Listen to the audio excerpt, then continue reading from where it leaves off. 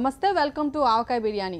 చంద్రబాబు నాయుడిని అరెస్టు చేస్తారన్న భయంతోనే తెలుగుదేశం నేతలు సెక్షన్ 8పై లేనిపోని రాద్ధాంతాలు చేస్తున్నారని సిపిఐ నేత నారాయణ నిప్పులు చెరిగారు. లంచం తీసుకోవడమే నేరమని, ఇవ్వడం పెద్ద నేరమేమీ కాదని టీడీపీ సీనియర్ నేత గాలి ముద్దు కృష్ణమనాయుడు కొత్త సిద్ధాంతం చెబుతున్నారు. ఏసీబీ అధికారులు లంచం తీసుకునే ఉద్యోగులను మాత్రమే అరెస్టు చేయగలరని, రాజకీయ నాయకులని అరెస్టు చేయలేరని కూడా గాలి కనుగొన్నారు. ఓటుకు నోటు పుణ్యమాని టీడీపీ టీఆర్ఎస్ నేతలు నెల రోజులుగా పరస్పరం తిట్టిన తిట్టు తిట్టకుండా తిట్ల డ్యూయెట్టు పాడుకుంటున్నారు. ఇటువంటి ఆసక్తికర కథనాలతో ఆవకాయ బిర్యానీ రెడీ.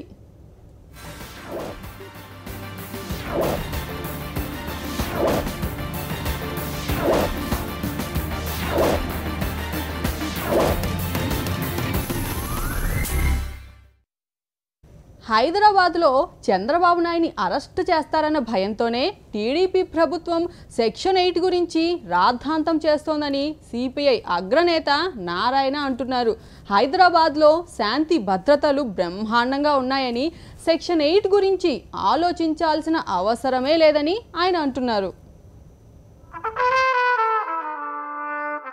నారాయణ గారు, ఏటండి కబుర్లు? మీరేమో ఢిల్లీలో కూకున్నారా, ఇక్కడేమో తెలుగు రాష్ట్రాల్లో గందరగోళంగా ఉంది. సెక్షన్ 8 పైన మీరు ఏమంటారా? ఇప్పుడు సెక్షన్ 8 వల్ల నా ప్రమాదం ఏమొచ్చింది? మేము స్టడీ చేసాం.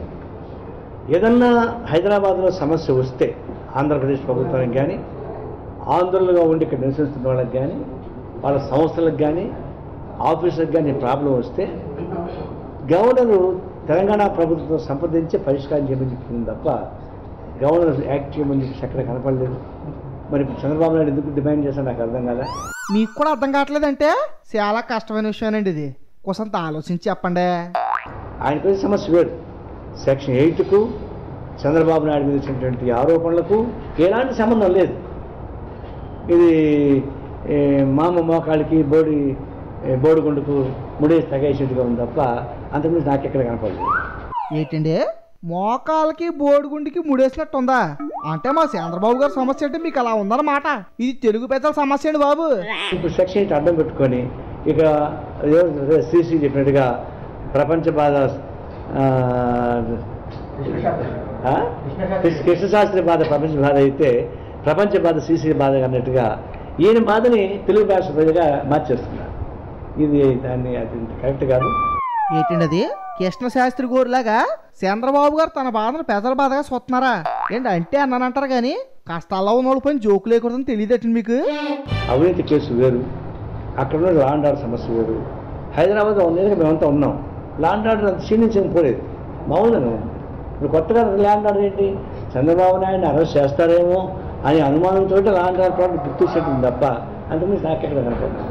ఊరుకోండి, మా చంద్రబాబు గారిని అరెస్ట్ చేయడమే అంత దొమ్మి ఎవరికొందండి? మా చంద్రబాబు గారిని అరెస్ట్ చేస్తే ఏపీ పోలీసులు ఊరుకోరండి బాబు. వాళ్ళు అరెస్ట్ చేస్తారు అందరని. అది సరే కానీ ఢిల్లీ విశేషాలు ఏంటండి? నిన్న మోడీ గారు అమ్మాయిలందరినీ ఆయన సేఫ్ గార్డుగా తీసుకుంటున్నాడు, దత్తత తీసుకుంటాడు అమ్మాయిలందరినీ. అంటే సుష్మా స్వరాజ్ని, విజయరాజ్ని వాళ్ళని కూడా దత్తత తీసుకున్నాడా? వాళ్ళ అవినీతిని కాపాడడానికి ఏమైనా ప్లాన్ చేస్తున్నాడు? ఆ పేరుతో ఏమన్నా నలుగురు ఉమెన్ ఇంపార్టెంట్ పర్సనాలిటీస్ ఇన్వాల్వ్ అయిపోయారు కరప్షన్లో కానీ రకరకాల పద్ధతుల్లో. ఇది వాళ్ళని కూడా దత్తత తీసుకున్నట్టుగా ఆయన ప్రకటిస్తే నేను సంతోషపడతాను. బహుశా అది పరోక్షంగా ఉన్నట్టు కనిపిస్తాను. ఏటి సుష్మా స్వరాజ్ని, వసుంధరా రాజే అని, స్మృతి ఇరానీని మోడీ గారు దత్తత తీసుకుంటే మీరు సంతోషిస్తారా? ఏంటి పైకి కనిపించరు కానీ మీరు చాలా ఆశకలాడతారండి బాబు. ఇంకేమన్నా చెప్పండి. వాస్తవం చెప్పాలంటే నేను ఇప్పుడు దాకా ఏమనుకున్నామంటే ఈ కార్పొరేట్ అదాని, రిలయన్స్, ఈ కార్పొరేట్ కంపెనీస్ అనుకున్నాను. ఇది ఐపీఎల్ అమౌంటే పే చేస్తాం. మొత్తం రాజకీయాలు చుడుకుండా తిప్పింది మొత్తం ఐపీఎల్ అమౌంట్స్. క్రికెట్ పిల్లలు బ్రహ్మాండం చూసుకునేటువంటి దాన్ని తీసుకొచ్చి అనూహ్యమైన డబ్బులు. లేకపోతే నరేంద్ర మోడీ ఇంటుంటే ఆయన లాడ్జికి ఎంత కష్టపడి వింటుంటే నాకు ఆశ్చర్యంగా ఉంది. సముద్రం నీళ్ళు ముంచుకున్నట్టు డబ్బులంతా. ఈ ఐపీఎల్ అమౌంట్ బబుల్ ఎప్పుడో పగులుతుంది, ఇంకా మొత్తం మంది వెళ్ళిపోయాడు. ఏంటి అది పగిలిపోద్దా? పగిలిపోతే ఎలాగండి? మోడీ గారు కూడా నట్టమేనంటారా? దానిలో మోడీ కూడా అతిథిగా ఏం కాదు. మొన్న ఎన్డీఏ ప్రభుత్వానికి కావాల్సిన సమకూర్చినంత కూడా ఈ ఐపీఎల్ డబ్బులే సమకూర్చబడినాయి. కాబట్టి ఈ లీక్ మొత్తం ఐపీఎల్ మూలాధారాలు కేంద్ర ప్రభుత్వానికి సుడిగుండంగా నిలబడిపోయింది. దీన్ని ఖచ్చితంగా బదలవుతుంది. దీనిపైన ఎంత నిజాయితీ చెప్పాలని ప్రయత్నించినా బీజేపీ ప్రభుత్వం సంఘ పరివారాలు హిందుత్వాన్ని రెచ్చగొట్టి కమ్యూనల్ని రెచ్చగొట్టి ఇది డైవర్ట్ చేయాలని ప్రయత్నిస్తారు. ఏదో సామి చెప్పినట్టు ఉందండి. ఇక్కడేమో ఓటుకు నోటుకు వేసుకొస్తే ఫోన్ ట్యాపింగ్ అంటూ దారి మళ్ళింటున్నారు. అక్కడేమో ఐపీఎల్ డబ్బులు గబ్బు చేసేదాన్ని దారి మళ్ళించడానికి మతాలను వాడుకుంటున్నారు అంటున్నారు. అందరూ ఇలా తయారేటండి. అంత సిన్సియర్ అయితే ఎందుకు యాక్షన్ తీసుకోకూడదు? గుజరాత్ సుష్మా స్వరాజ్ పైన ఎందుకు యాక్షన్ తీసుకోకూడదు? అట్లాగే రాజస్థాన్ ముఖ్యమంత్రి ఎందుకు యాక్షన్ తీసుకోకూడదు? ఇంకా కొన్ని వస్తున్నాయి, వాటిపై ఎందుకు యాక్షన్ తీసుకోలేదు? అంటే వీళ్ళు కూడా నటోరియస్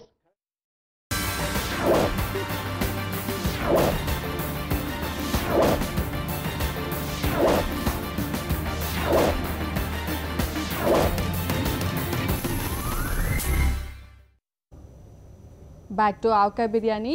లంచం తీసుకోవడమే నేరం కానీ లంచం ఇవ్వడం నేరమేమీ కాదని మాజీ మంత్రి టీడీపీ సీనియర్ నేత గాలి ముద్దు కృష్ణమనాయుడు కొత్త సిద్ధాంతాన్ని ఆవిష్కరించారు.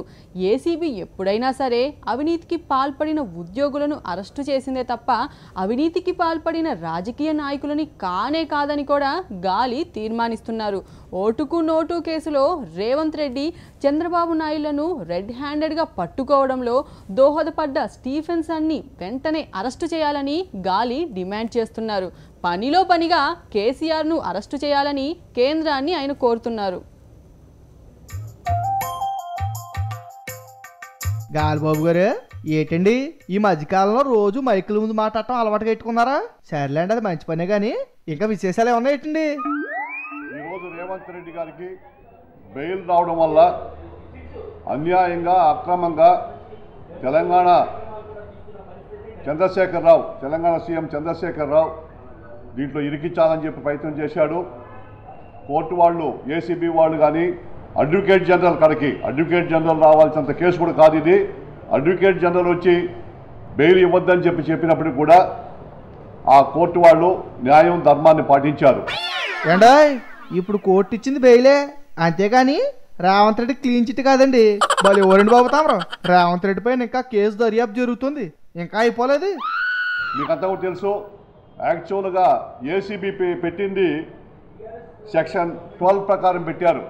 సెక్షన్ 12లో ఏం చెప్తుందంటే ఎంప్లాయీస్ ఎవరన్నా డబ్బులు తీసుకుంటా ఉంటే, లంచం తీసుకుంటా ఉంటే వాళ్ళ మీద చర్య తీసుకోమని చెప్పి ఉందే కానీ పాలిటీషియన్ల మీద కానీ ఇతరత్ర వాళ్ళ మీద కానీ ఏమి కూడా లేదు. మీరు ఏమనుకోకండి, తమరిదే ఊరండి. ఉద్యోగులు లంచం తీసుకుంటేనే కేసా? రాజకీయ నాయకుల మీద కేసు లేదా? మీ టీడీపీ ప్రభుత్వం ఉన్నప్పుడే ఎన్టీఆర్ గారి టైంలోని మీ టీడీపీ మంత్రి రామచంద్రరావు గారిని ఏసీబీ పట్టుకుని కేసు ఎట్టి మంత్రి పదవి నుంచి పీకి పారించే సంగతి మర్చిపోయారెట్టి. ఇది ఎలక్షన్కి సంబంధించిన issue. Election commission of India permission తీసుకోవాలి, వాళ్ళు కేసు పెట్టాలి కానీ వీళ్ళు పెట్టకూడదు, ఏసీబీ వాళ్ళు పెట్టకూడదు. ఏసీబీ వాళ్ళు ఏదైనా ఉంటే కూడా ఎలక్షన్ కమిషన్ చెప్పు ఉండాలా. ఏమండి అంటే అన్నామంటారు కానీ కేసు ఎవరు పెడితే తమరికి ఎత్తికండి.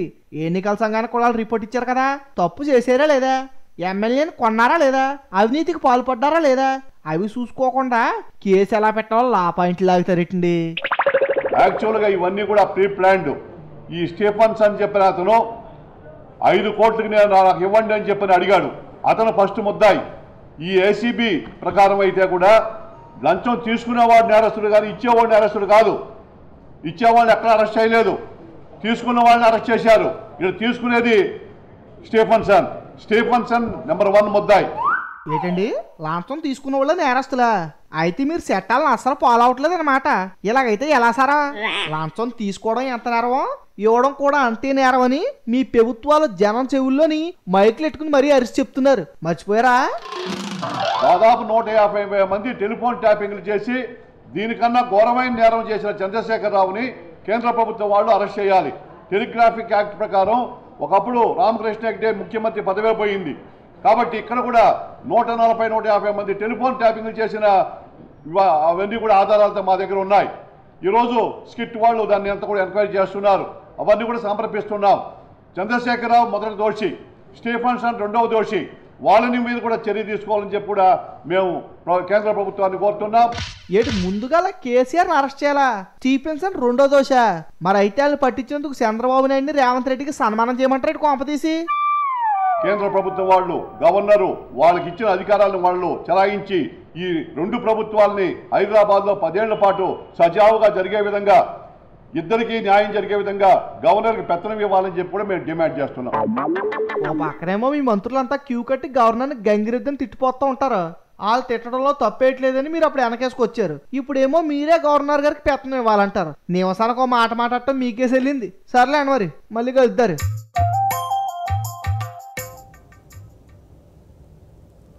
ఓటుకు నోటు కేసు పుణ్యమా అని తెలుగుదేశం పార్టీ, తెలంగాణ రాష్ట్ర సమితి పార్టీ నేతలకు క్షణం తీరికుండట్లేదు. తమలపాకులతో నువ్వొకటిస్తే తలుపు చెక్కతో నే రెండిస్తా అన్నట్లు టీడీపీ టీఆర్ఎస్ నేతలు రోజు మాటల తోటాలు సంధించుకుంటున్నారు. తిట్ల డ్యూయట్ పాడుకుంటూ కాలక్షేపం కూడా చేస్తున్నారు. ఏమండు జీవన్ రెడ్డి గారు, ఏంటండి విషయాలు? మీ ఏసీ వాళ్ళు అరెస్ట్ చేసిన రేవంత్ బాబుకి బెయిల్ వచ్చింది కదా, టీడీపీ వాళ్ళు తెగ పండగ చేసుకుంటున్నారండి బాబు. ఓటుకు నోటు కేసు విషయంలో ప్రజాస్వామ్యబద్ధంగా అడ్డంగా ఆడియో వీడియో టేపులకు దొరికినటువంటి రేవంత్ రెడ్డి గారికి ఏదో కొంత తాత్కాలిక ఉపశమనం, బెయిల్ ఈజ్ ఏ రైట్, దాని ప్రకారం బెయిల్ వచ్చిందని చెప్పి ఇవాళ ప్రజాస్వామ్యాన్ని కూని చేసే విధంగా స్వీట్లు పంచుకోవడం, అదేవిధంగా జైలు నుంచి ర్యాలీ తీయడం, మీటింగ్లు పెట్టుకోవడం ఎంత దురదృష్టకరం అంటే ప్రజాస్వామ్యంలో ఇంతకంటే దౌర్భాగ్య పరిస్థితి ఏమన్నా ఉంటుందా అని చెప్పి మేము అడుగుతా ఉన్నాం. వాళ్ళు సంతోషంగా ఉంటే మీకు దౌర్భాగ్యంలా కనిపిస్తుందా? అదేం పద్ధతండి బాబు. పాపం 4 రోజులు జైల్లో ఉన్నాడు కదా పాపం. ఇప్పుడు రిలీజ్ అవుతుంటే సంతోషించాలి కానీ అంత కోపం ఏంటండి? ఖచ్చితంగా మరి ఏసీబీ న్యాయవాదులు చెప్తా ఉన్నారు, ఖచ్చితంగా సుప్రీంకోర్టులో అప్పీల్కి వెళ్తాం. ఒకవేళ రేవంత్ రెడ్డి జైల్లో ఉన్నప్పుడే మత్తయ్య మరియు చంద్ర వెంకట వీరయ్య విచారణ కొనసాగించకుండా ప్రయత్నాలు సాగినాయి, ఆ ప్రభుత్వం ఇన్వాల్వ్ అయ్యి. కాబట్టి అట్లాంటి సాక్ష్యాలను, ఎవిడెన్స్లను తారుమారు చేసే ప్రమాదం ఉంది. పెద్ద పెద్ద నాయకులు, రాష్ట్ర ముఖ్యమంత్రితో పాటు ఇతర ముఖ్య నిందితులు కూడా ఈ కేసులో ఉన్నారన్న ఉద్దేశంతో మరి ఏసీబీ సుప్రీంకోర్టుకు వెళ్తుంది. ఖచ్చితంగా ఈ బెయిల్ పై స్టే కూడా రాబోతా ఉందని చెప్పి ఈ సందర్భంగా తెలియజేస్తాను. అంటే రేవంత్ బాబుని ప్రశాంతంగా ఉన్నవారనమాట సుప్రీంకోర్టుకి వీళ్ళు బెయిల్ రద్దు చేయించేస్తారా? ఇదేం న్యాయం అండి? పైగా మీ పార్టీ వాళ్ళు చంద్రబాబు గారిని కూడా రాజీనామా చేయమంటున్నారంట కదా. అదేవిధంగా ఇందాక ఒక ఆంధ్ర మంత్రి మాట్లాడుతూ ఉన్నాడు, ఆంధ్రప్రదేశ్ మంత్రి రావేల కిషోర్ బాబు. ఎందుకండి మా చంద్రబాబు గారిని రాజీనామా చేయమంటున్నారు మీ తెలంగాణ మంత్రులు, మీ తెలంగాణ ఎమ్మెల్యేలను అడుగుతా ఉన్నారు. మేము ఆయనకు సమాధానం చెప్తా ఉన్నాం, ఎస్ ఖచ్చితంగా రాజీనామా చేయాల.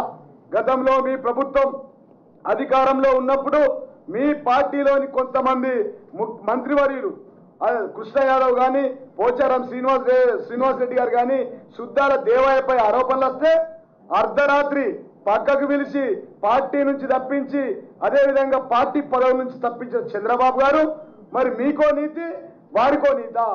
వాళ్ళంతా రాజీనామాలు చేశారంటే వాళ్ళు మామూలు మంత్రులే కదండి బాబు. మరి చంద్రబాబు గారు అనుకోండి, పాప ఆయన ముఖ్యమంత్రి కదా, ఎలా రాజీనామా చేస్తారండి? మీరు కూడా ఇలా ఆరోపణలు ఎదుర్కొంటారు, అవే ఆరోపణలు ఎదుర్కొంటారు కాబట్టి మేము రాజీనామా చేయమని చెప్పి అడిగినాం. దానికి రావేల కిషోర్ బాబు గొంతరుచుకొని ఇందాక లైవ్ లో మాట్లాడుతూ ఎందుకు మా పార్టీ నాయకుడు రాజీనామా చేయాలంటే, ఎస్ ఖచ్చితంగా ప్రజాస్వామ్యంలో చట్టం ముందు అందరూ సమానులే, చట్టం ఎవరికి చుట్టం కాదు. ఖచ్చితంగా రాజీనామా చేయాల్సిందని డిమాండ్ చేస్తా ఉన్నాం, ఖచ్చితంగా చేస్తాం. మీరు అలా వేతనవాదం చేస్తే మేమేం చెప్పలేమండి బాబు. ఊరికే పాపం చంద్రబాబు గారిని రాజీనామా అడగండి, మాకు అసలు బాధేస్తుంది. ఆయన రావేలు అంటున్నారు, అసలు మా రావేల్ బాబు ఏమంటున్నారు ఒకసారి చూద్దాం ఉండండి. ఏమంటే రావేల్ బాబు గారు ఏంటండి పరిస్థితి? ఇవాళ కడియం శ్రీహరి ఏమంటాడండి?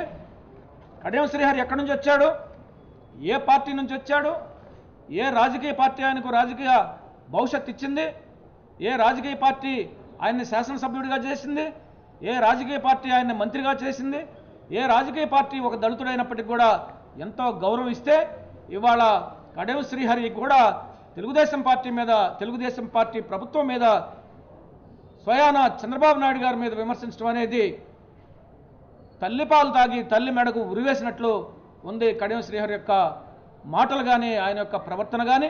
కడియం ఎక్కడి నుంచి వచ్చాడని అడిగితే నేనేం చెప్పండి బాబు, వరంగల్ జిల్లా నుంచి వచ్చారు. ఎన్టీఆర్ గారి టైంలోనే ఆయన టీడీపీలో ఉన్నారు. అయితే తలసాని శ్రీనివాస్ యాదవ్ ఎక్కడి నుంచి వచ్చాడండి? ఏ పార్టీ ఆయనకి రాజకీయ భవిష్యత్తు పెట్టింది? ఏ పార్టీ ఆయన్ని గుర్తించింది? అసలు ఎక్కడుండేవాడు ఆయన ఒకప్పుడు? ఆయన్ని శాసనసభ్యులను చేసి మంత్రిగా చేస్తే ఇవాళ ఏ కొమ్మ మీద కూర్చున్నాడు, ఏ చెట్టు అయితే ఫలితాలు ఇచ్చిందో, ఏ తెలుగుదేశం పార్టీ అనేటువంటి మహావృక్షం ఫలాల్ని ఆయన అనుభవించాడో ఆ చెట్టు మొదళ్ళు నరగటం, పునాదులు నరగటం అనేది ఎంత దుర్మార్గం. అవకాశవాద రాజకీయాలు, ఒక రాజకీయ వ్యభిచారం చేస్తున్నాడు. మళ్ళీ తలసాని ఎక్కడి నుంచి వచ్చారంటే ఏం చెప్పాలంటే, మీరు ఈ మధ్యకాలంలోనే టీడీపీలోకి వచ్చారు కాబట్టి మీకు తలసాని గురించి కడియం గురించి తెలియదు అనుకుంటాను. అయినా కడియం తలసాని పార్టీ మారారని అంతలా శారణార్థాలు పెడుతున్నారు కానీ మీరు